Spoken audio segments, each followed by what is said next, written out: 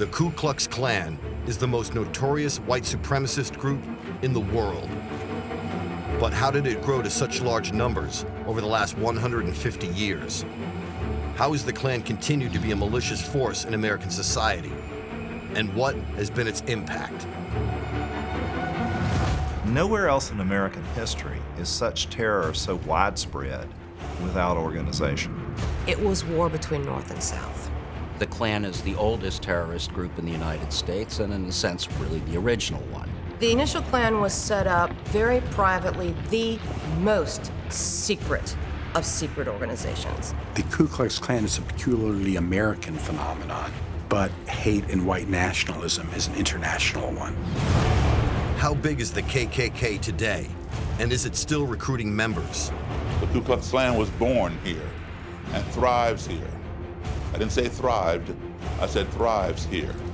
The advantage of having a secret society is that nobody knows what your numbers are, nobody knows where you are. I think the Ku Klux Klan will be with us as long as we have people with hate in their hearts. And I think the real threat from the white supremacist movement probably takes a different form today. And is America heading for a new race war? You cut off its head, you think it's dead, and eventually it grows another head. These are folks who have kept away from the cities, who want their countryside preserved. They endlessly see an invader, and they endlessly see that any change, whether it is with a flag, or a law, or a custom, will endanger them. We have always had political extremism of one stripe or another, but never in such a kind of criminal form as we see it in the Klan. The Civil War has never ended. It's still the fight that America fights for its own identity. Southerners are still Southerners, they've been hundreds of years. Northerners are still Northerners. What saves us are all the new people who come and keep between us. We go inside the KKK today to reveal the truth about the most infamous white power group in the world.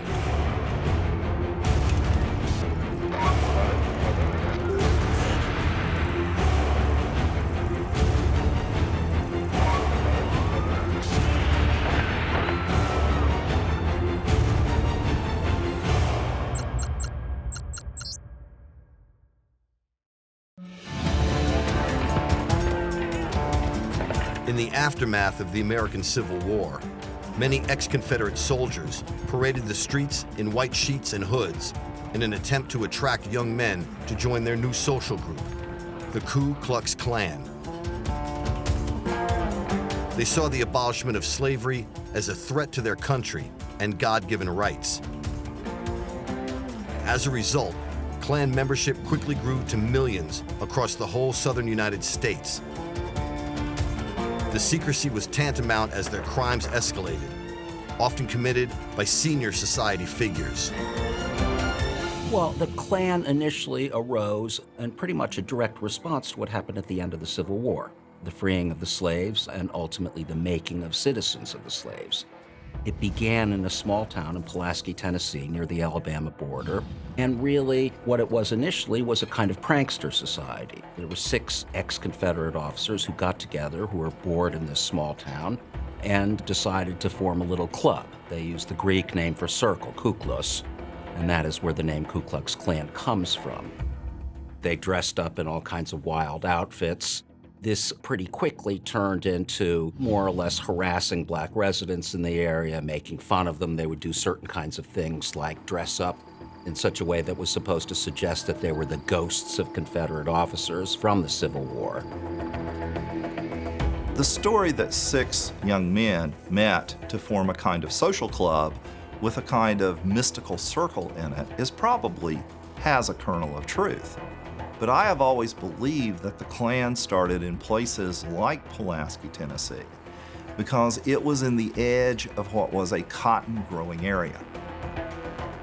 Almost everywhere you find the Klan in 1866 and 1867, it is young men trying to resurrect their lives in places where cotton had once been king, and they wanted to restore that. The initial Klan was set up very privately, the most secret of secret organizations. No one really knew for certain who was in the Klan. but the only name connected with it was the ex-Confederate General Nathan Bedford Forrest. It developed into a movement, essentially, of small, like-minded groups that popped up in various places around the South.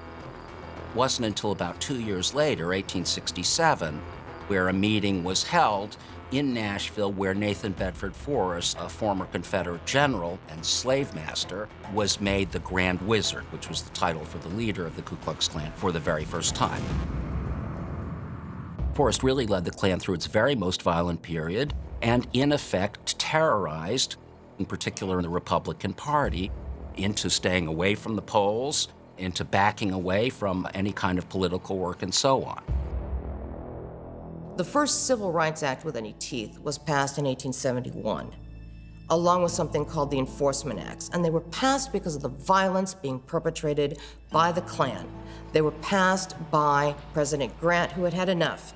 And he also declared the Klan a terrorist organization, which meant that if you were discovered to be a Klansman, you could be hanged. And so the membership was very secret, and we really don't know how many.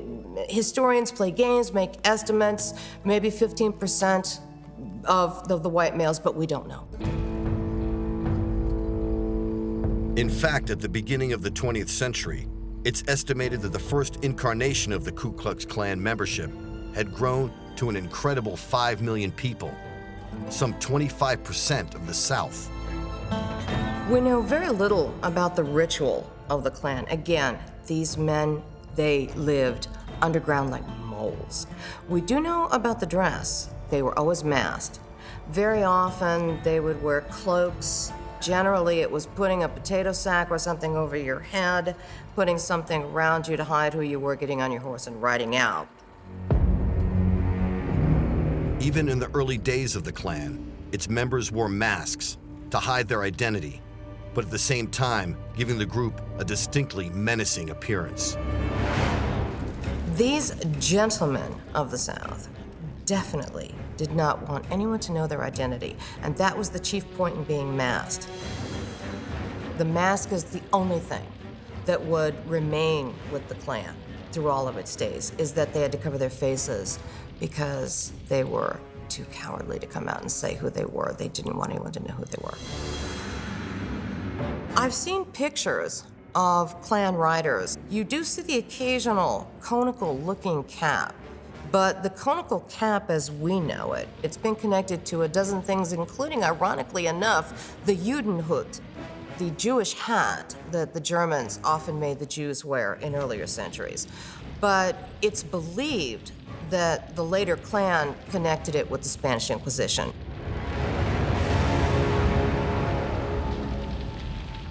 Today, the mask and conical hoods have become the most powerful symbols of white supremacy and the Klan that exist.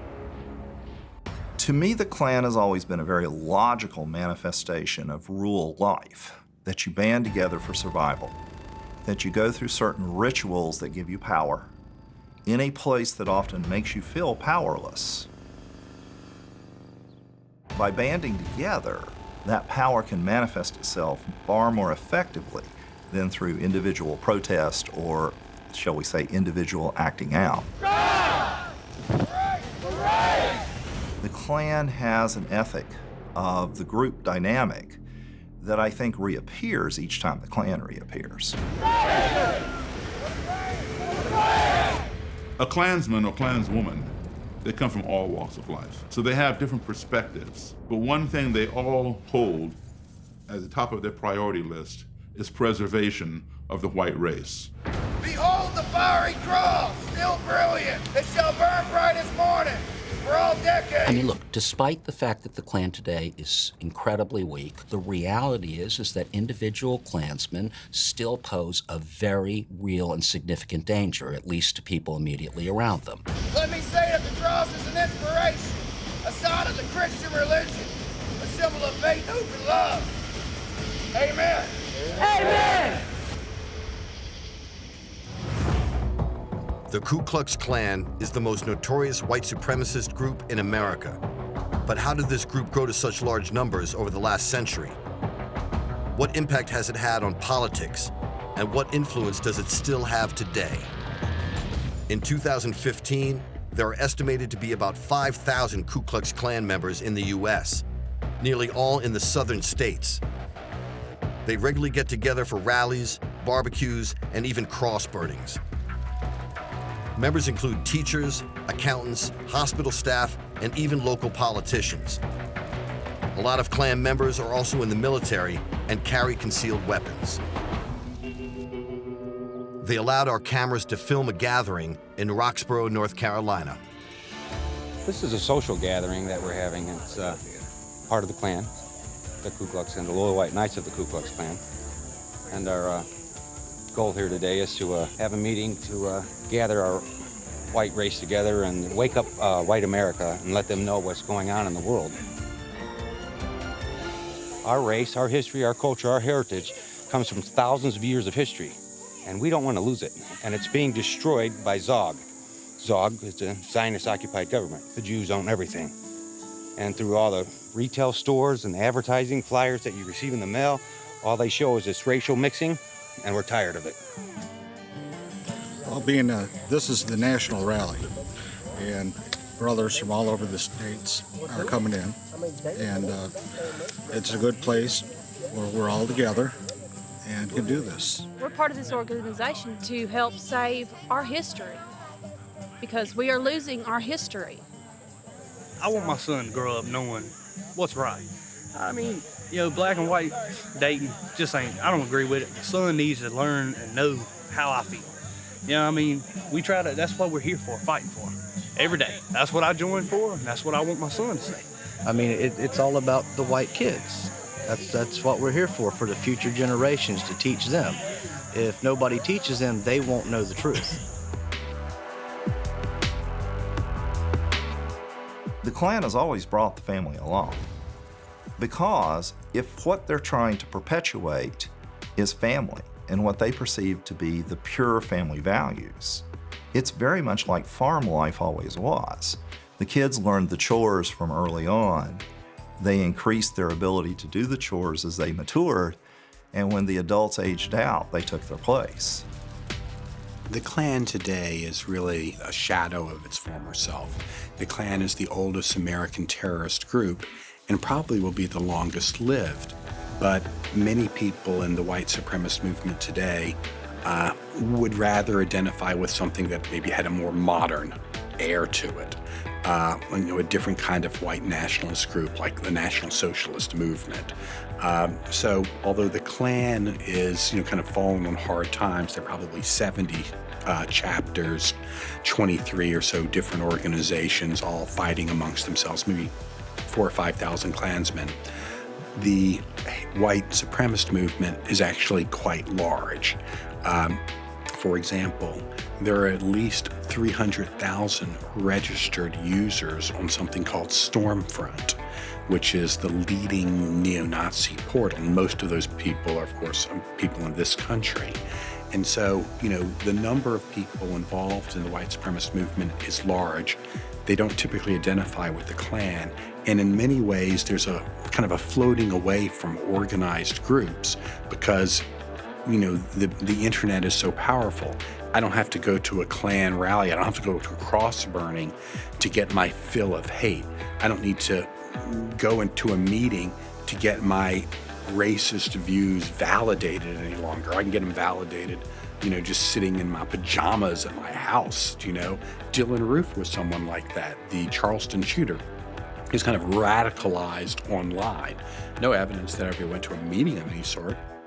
But he clearly had, drunk the Kool-Aid of white supremacy. 2 members of the Ku Klux Klan were arrested today in connection with the death of a young black man who was beaten and hanged from a tree in Mobile, Alabama. The FBI says Michael Donnell was killed in a random act of Klan revenge for the murder of a white policeman. On March 21st, 1981, a 19-year-old African-American man, Michael Donald, was stopped by Klansmen in Mobile, Alabama. He was then viciously beaten, hung from a tree, and then dragged down the road behind a vehicle on a rope. It remains one of the most brutal, racist attacks in American history. The local police chief today is Lawrence Batiste.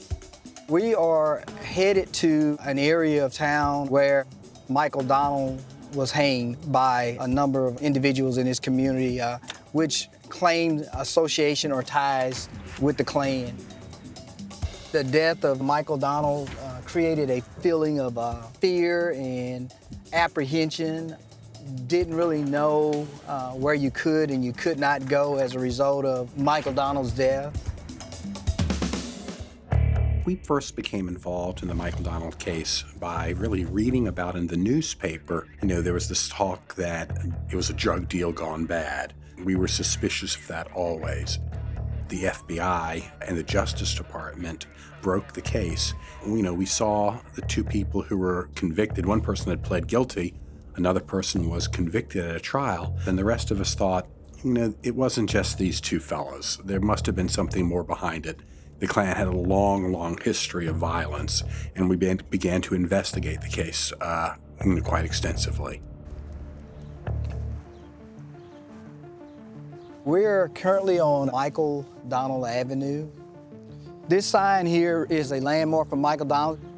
It says on March 21st, 1981, 19-year-old Michael Donald was abducted, beaten, killed, and hung from a tree by members of the Ku Klux Klan. To have a black man hanging from a tree sent a message that racism still exists. It may exist in secrecy, but it still exists, and that there are people in this community that have a stake in saying, we don't want you guys here. And so it did send a loud message, sent the message that you need to be careful about where you go, when you go, and who you go with. Stop the Klan now! Stop the Klan now! In the end, the accused, Klan member Henry Hayes, was tried and sentenced to death for the lynching and murder of Michael Donald. A dramatic decision today in a courtroom in Mobile, Alabama. A judge has sentenced a member of the Ku Klux Klan to death for the murder of a young black man. What happened to Michael Donald was a terrible thing. These men who lynched him, one of them's been sentenced to death, one of them's in jail for the rest of his life, and that's where they should be. But you can't hold the organization responsible. That's why we proved that the Klan had a policy or a custom and practice of carrying out its goals through violence. We had a very graphic thing from the Klan's newspaper. The Klan's newspaper was called the Fiery Cross, right? The idea was we're purifying Christianity, and this is what black people deserve. You turn the page and there's a black man lynched. And that was a message, that violence was okay, that black people deserved to be lynched. The lynching and death of Michael Donald at the hands of the Ku Klux Klan shows all too dramatically just how brutal they were in the 20th century. And this tragic incident proves what many still fear, that the Klan still has an extreme element who are willing to torture, maim, and kill to get their dangerous ideology across. The Ku Klux Klan are a white supremacist organization with its roots in the deep South of America. At its peak towards the end of the 19th century, it could boast millions of members. But today those numbers have shrunk to a few thousand hardcore followers, who are all the more radical and dangerous. The US government and the FBI are well aware of the KKK's brutality. They spent a great deal of time and money trying to infiltrate the Klan, to get firsthand and eyewitness accounts of exactly what's been going on. Michael Frieson's father was an undercover FBI agent working for J. Edgar Hoover inside the Klan in the 1960s.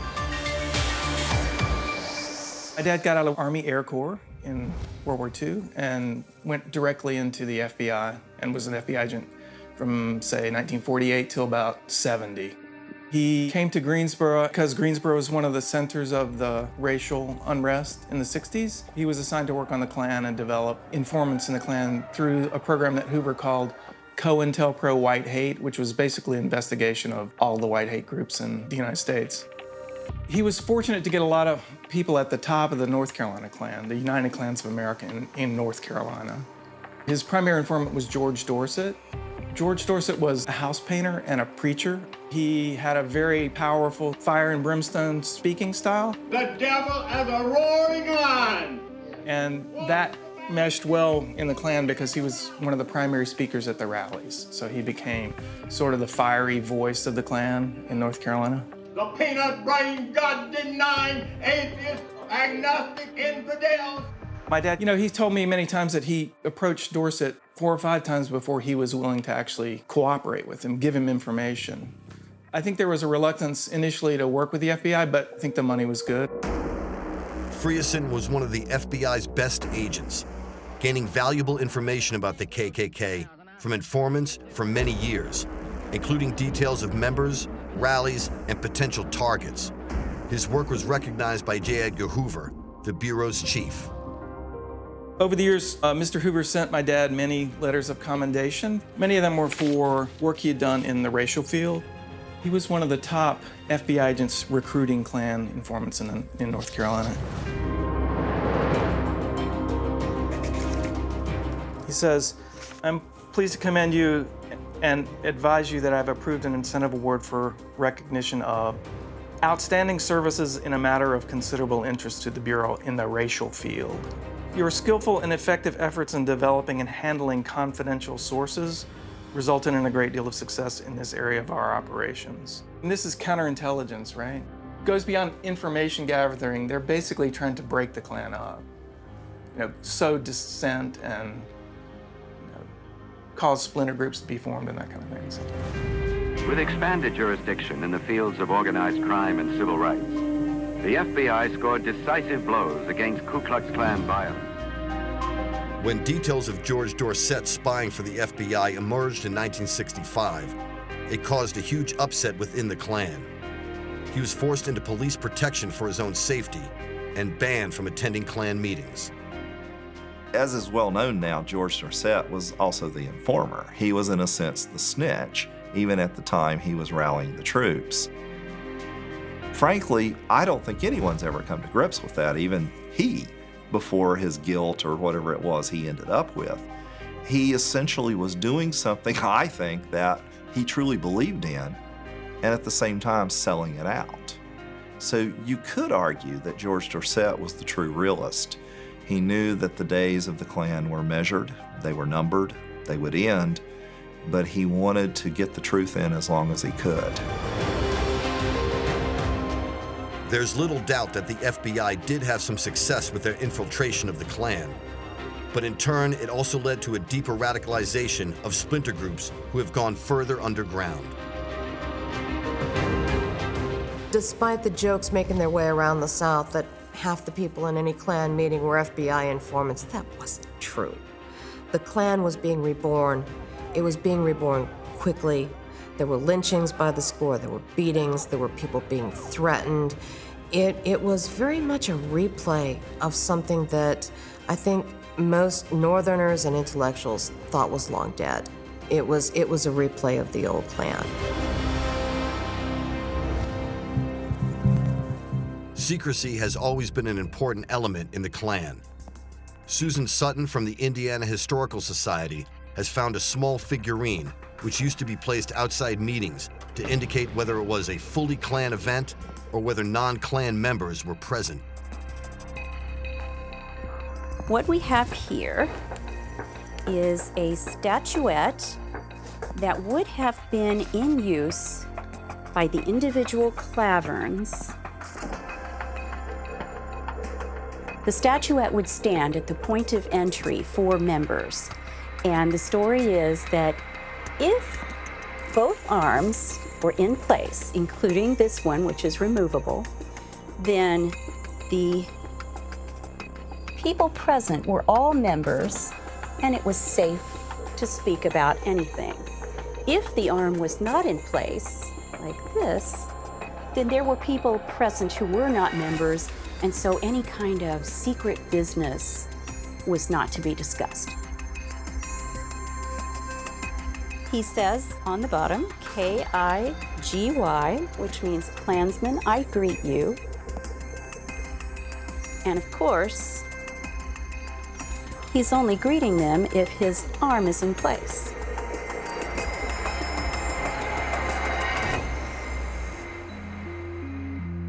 The advantage of having a secret society is that nobody knows what your numbers are, nobody knows where you are.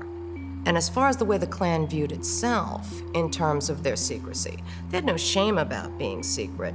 They knew that being so secret inflated their numbers in people's mind.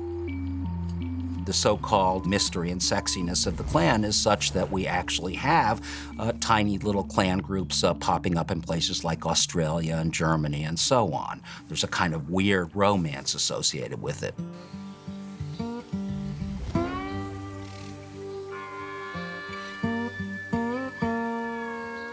Although their numbers are rapidly diminishing, the Klan still has a passionate following in the South.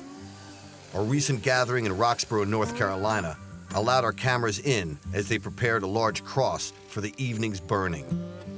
Some members claim that a new war is coming, where the white majority will, as they put it, take America back.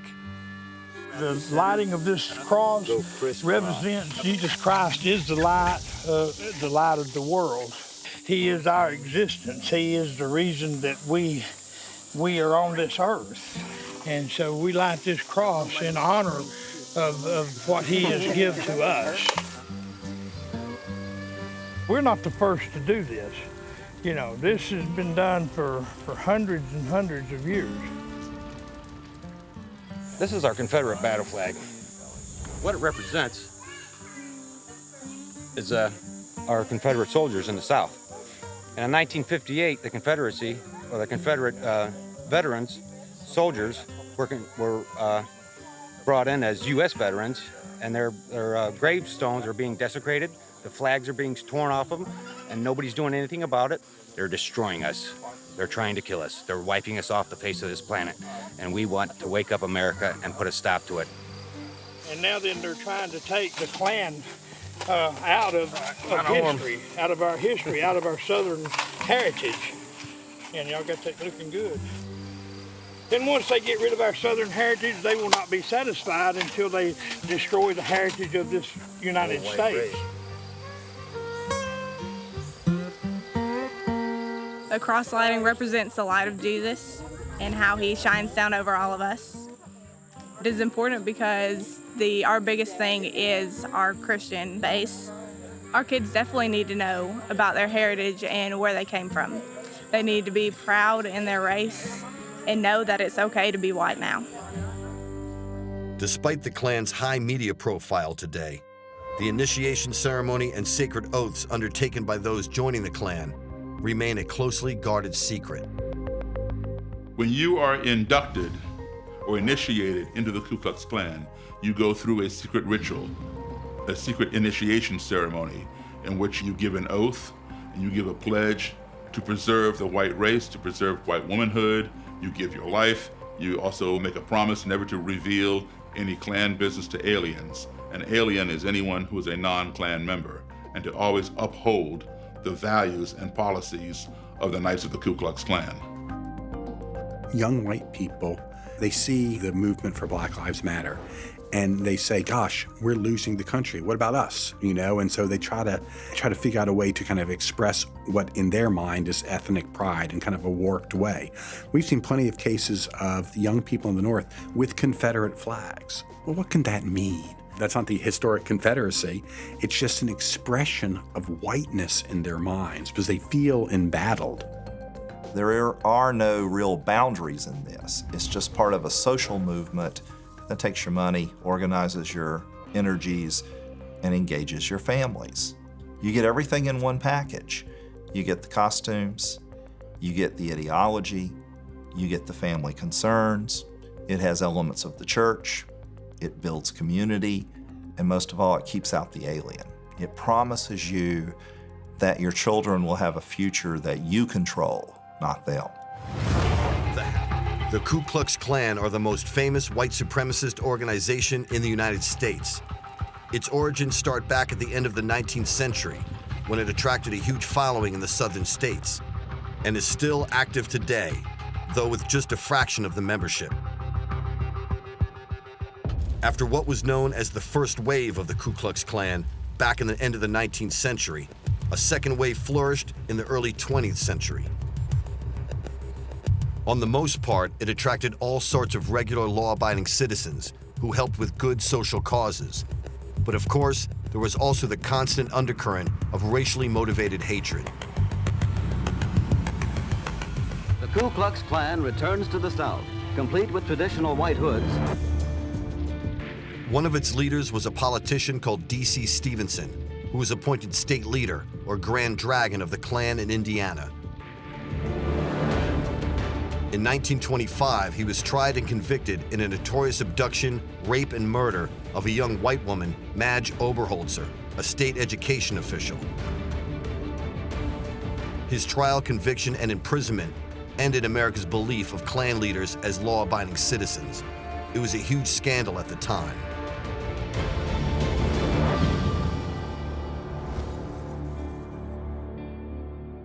This is Irvington, and this is where D.C. Stevenson decided to build his mansion, over here. As you can see, it definitely has a southern flavor for a northern state.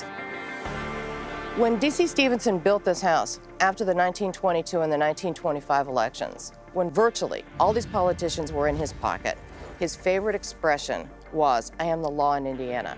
And oddly enough, at parties in this house, his second favorite expression about politics was that you're safe in politics. Only one thing can ruin you, to be found in bed with a live man or a dead woman. Well, in Stevenson's case, it was a dead woman. He imprisoned Oberholzer in a small room above his garage, where it said he repeatedly tortured and raped her. He finally realized that she wasn't going to die. He did something that is so expressive of the nutty megalomania of the man, it's unbelievable. He had one of his bodyguards carry her back to her house, walked her up the stairs, dumped her on the bed, walked out. Get in there. Not a word. When the boarder said, "Who are you?" he kept his face down. He said, "My name is Taylor. She's been in an auto accident, but it was a mild one. She'll be fine," and walked out the door. Then, when the boarder, who was in the kitchen at the time, the rest of the family was gone, again, looking for Madge, she climbed the stairs and found Madge on the bed. The entire front of the dress she had worn to dinner 3 days before was open. Her breasts covered, black and blue, and oozing blood. She could barely speak. All she could say was to ask for her mother. The woman asked, "What happened to you?" And she said, "D.C. Stevenson did this to me. He raped me. He beat me. He bit me." Stevenson! Most historians truly believe that the murder committed in Indiana was the turning point for the Klan. Klansmen at the grassroots quickly began to learn that this was not what they thought they had joined, and very quickly, we'll call them more respectable members in each community, began to distance themselves. I mean, the case of D.C. Stevenson was a remarkable one because, of course, the Klan had spent most of its history railing on and on about protecting the virtue of white women and chastity and all those good things.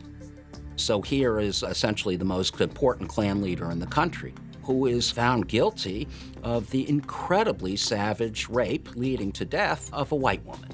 The rape was so savage, he bit her all over her body. She was torn to pieces, that the woman died several days later, but not before giving a deathbed statement.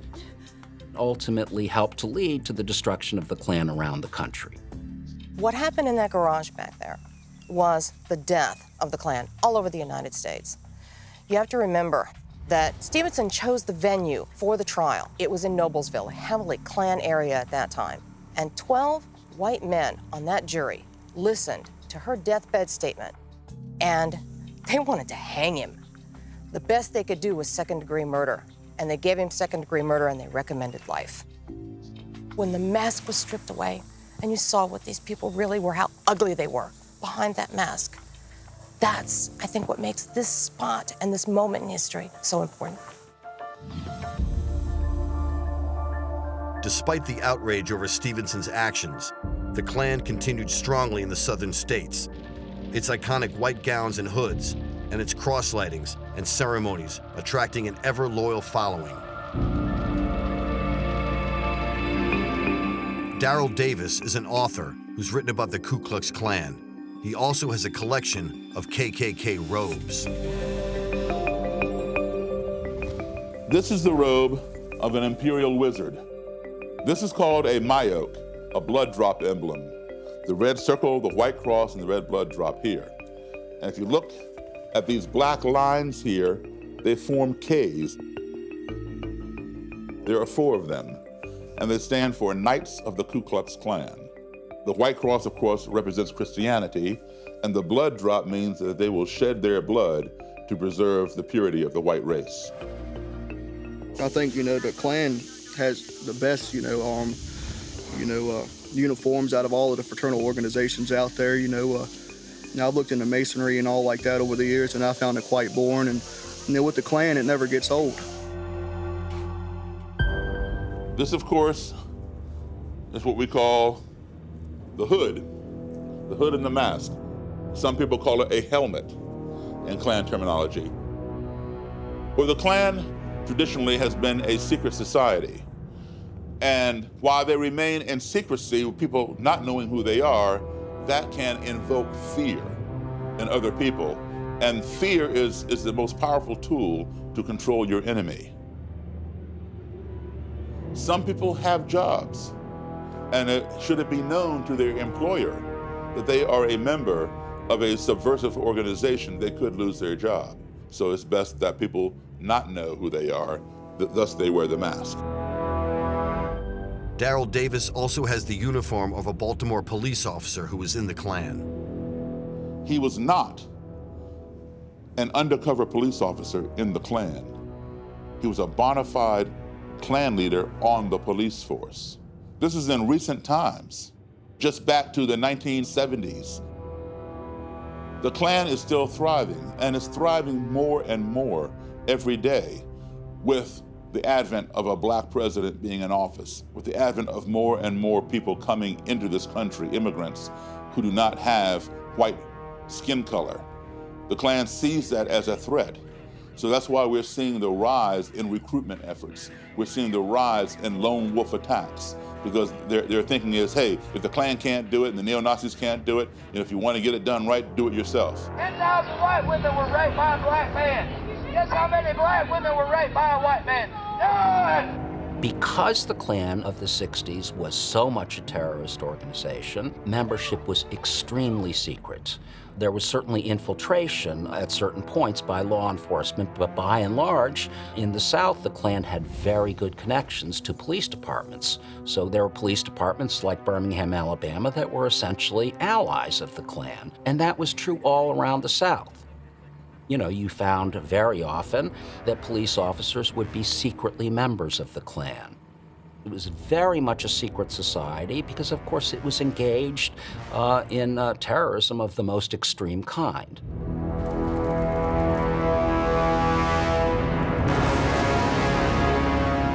The focal point of every Klan gathering for over 100 years has been the lighting of a huge cross. It's a symbol of their strong Christian faith, but it's said to also have a darker meaning. The cross burnings were usually part of Klan rallies.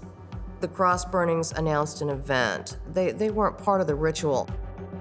The ritual was very much patterned after the ritual of all other organizations at that time, who all were patterned after the Freemasons. And they all followed suit. You rose through levels. You became a goblin. Officers were called things like Kleagles. Their book of ritual was called the Claran. Raising money was called a convocation, and the money was called click token.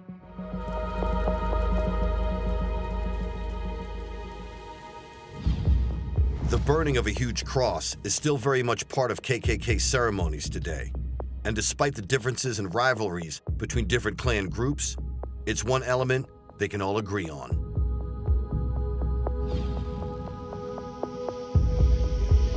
You accept the light of Christ? Yes, sir. Klan groups sometimes get together during the year for different occasions. These are rival groups, but they might have a barbecue, a pig roast, some kind of gathering, and they will have a cross lighting ceremony.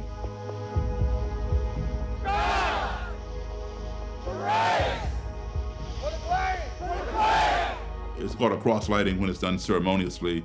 When it's done as a threat or intimidation, it's called a cross burning. It's kind of a unity and brotherhood, but it's all fake. Behold the fiery cross, still brilliant. All the troubled history, built to quench its hollow flame. There's no foundation for it. It's all quicksand, because as soon as they leave, they're still rivals with one another. They don't join forces. It shall burn bright as morning for all decades. And then every now and then they'll form a federation of Klan groups. But it's like having 3 chefs in the kitchen.